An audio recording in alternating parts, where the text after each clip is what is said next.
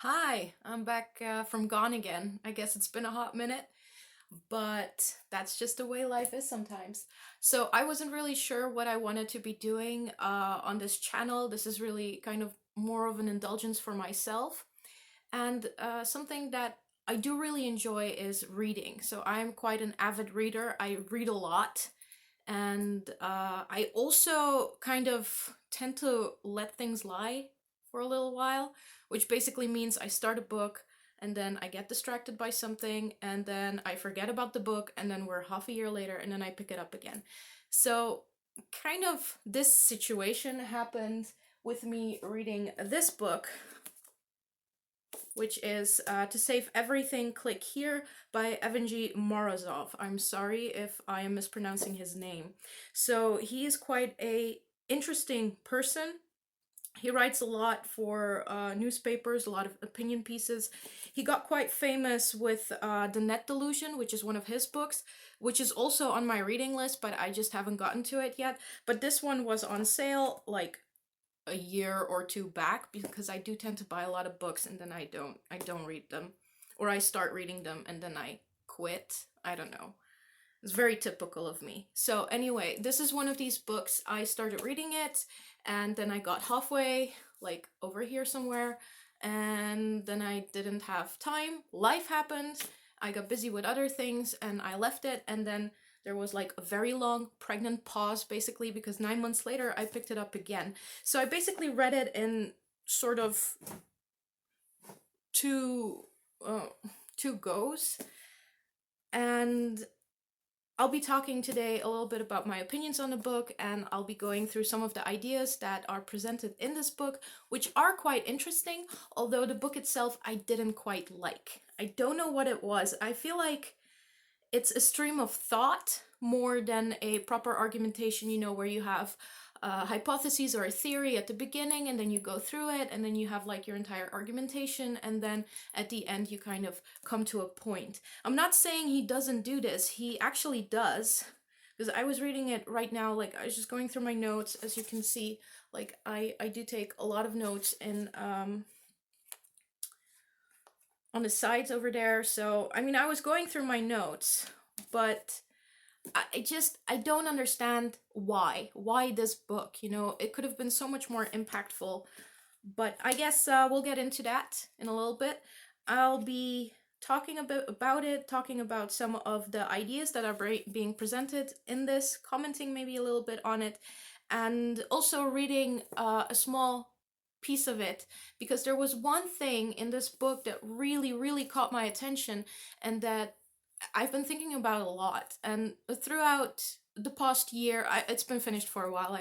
I've finished reading it like a couple of months back, but it just keeps like popping up in my mind. There's just one piece of it that's really good. So about this book, I took some notes. So I'm gonna read a little bit from them. He starts like in the introduction about amelioration orgy. Amelioration orgy. I don't know how to pronounce this word. One of these words that you come across them maybe once in a blue moon and you're like, oh my god, I'm gonna use this because then I'll sound like really smart in my daily life, and then you just never do. So amelioration means the urge to improve, to make better. So actually what he's saying is we as humanity currently are stuck in this progress madness. Like we always want to progress. And this isn't a new sort of criticism, especially not in this day and age. This is a criticism that's been being made ever since the Enlightenment movement has kind of finished and petered off and become modernism and postmodernism and postmodernism, whatever you want to call it. A lot of figures, literary writers, philosophers, they've been criticizing this movement that we have a sort of urge to continuously think about progress and progress and progress and to be better and better and better, and that this urge is actually faulty and that it's like it's a sort of madness. So this book, Evgeny, he falls right into this. He opens it up with we have this progress, this madness to improve, and he says there's like two little things. So he talks about internet theorists who venerate an imaginary god. So this is the one group he talks about. The other group are the solutionists. So solutionism, our idea that we can solve everything, that there's a solution to every problem.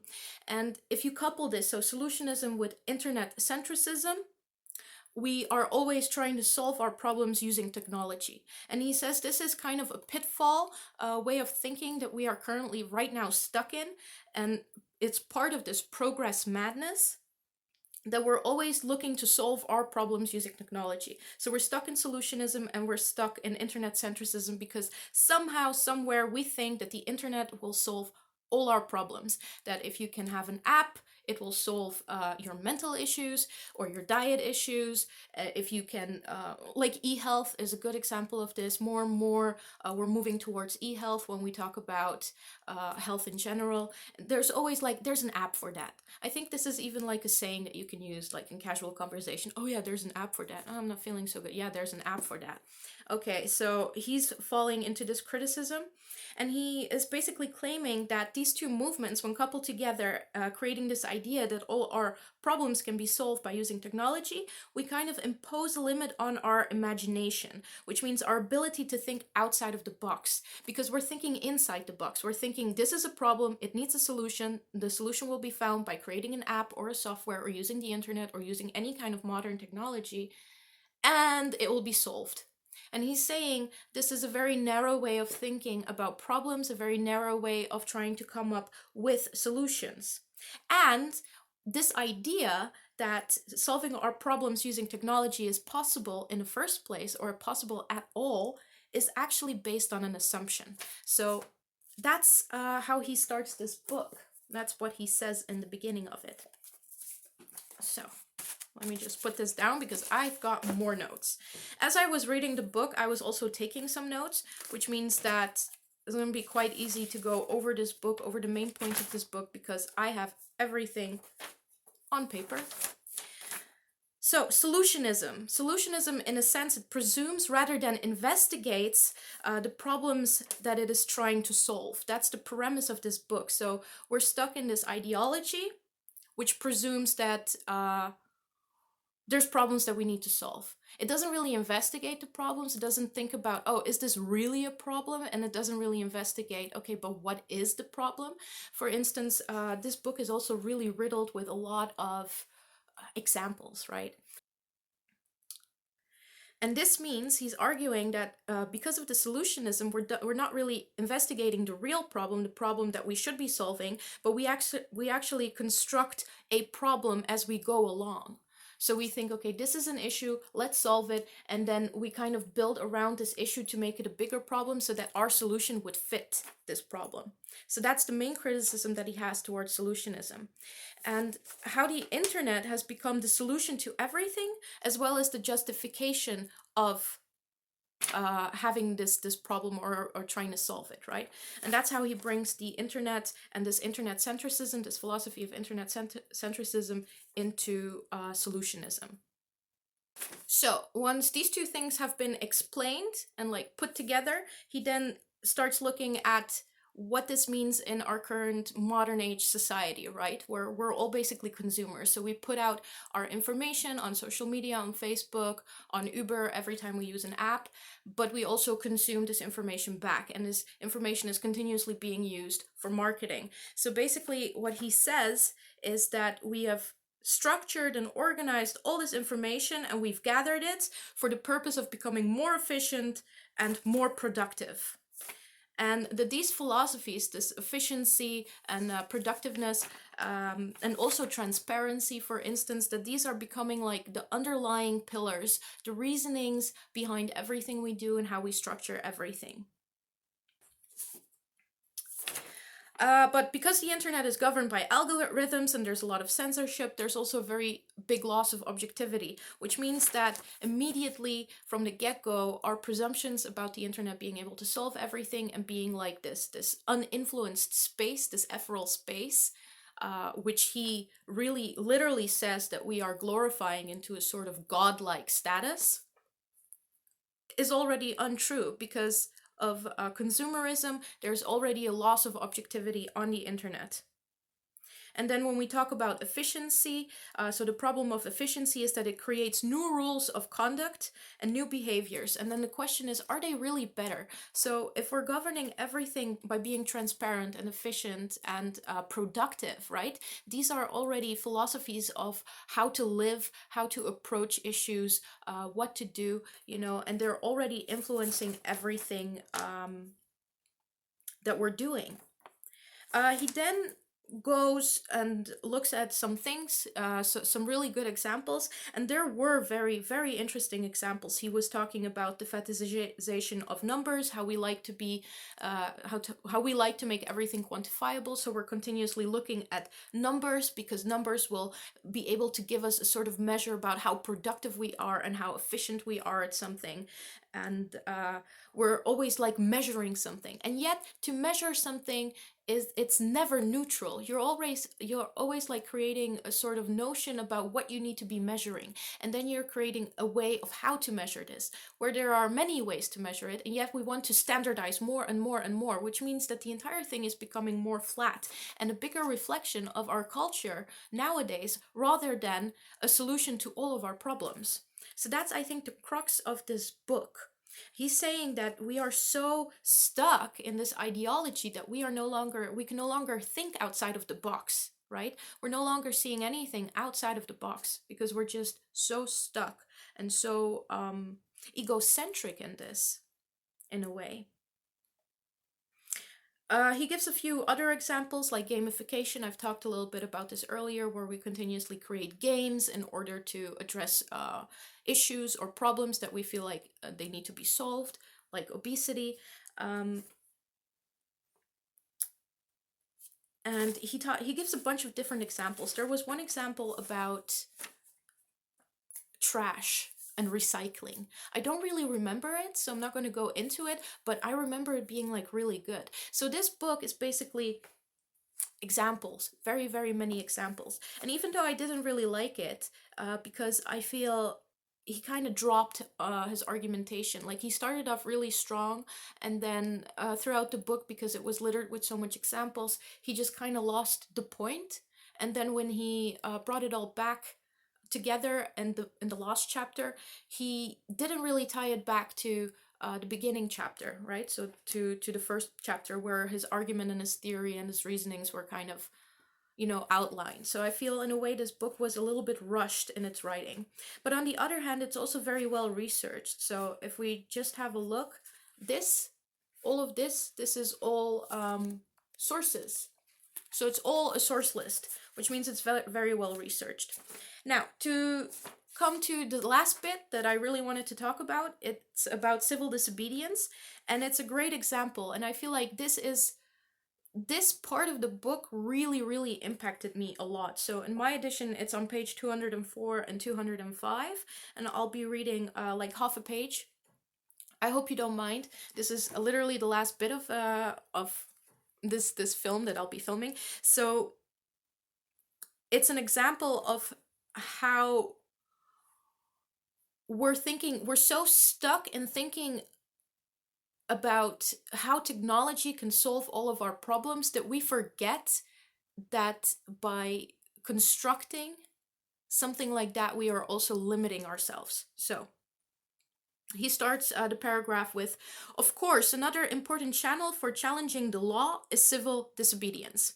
And yet, in a world where law breaking is impossible, no civil disobedience can take place, for the system provides no means of violating the law, regardless of the lawbreaker's reasons for doing so. This is a problem.